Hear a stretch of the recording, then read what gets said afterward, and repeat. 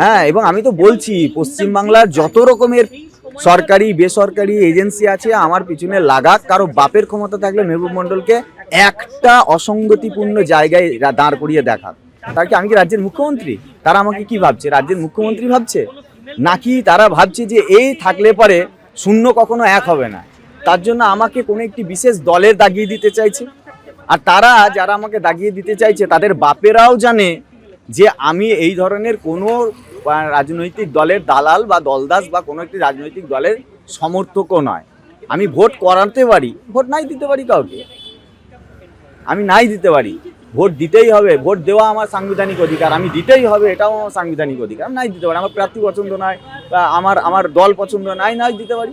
আমি বয়কটও করতে পারি, আমি ভোট দিলাম না, নোটাতেও দিতে পারি, নোটাও তো এসছে, তাই না? কিন্তু আমাকে একটি বিশেষ দলের দাগিয়ে দেওয়ার একটাই কারণ হচ্ছে, যতক্ষণ না তোমাকে আমি একটি বিশেষ দলের দাগিয়ে দিতে পারবো ততক্ষণ তো ও আচ্ছা এ তৃণমূল, তার জন্যই সিপিএম এর বিরোধিতা করছে, আচ্ছা তাহলে পরে ঠিক আছে, এইটা প্রতিষ্ঠা করতে চাইছে।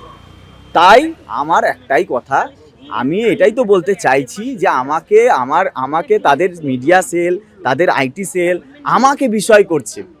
আরে ভাই, তৃণমূল গভর্নমেন্ট আছে, সে তার অনেক দুর্নীতি আছে, তার অনেক ইস্যু আছে।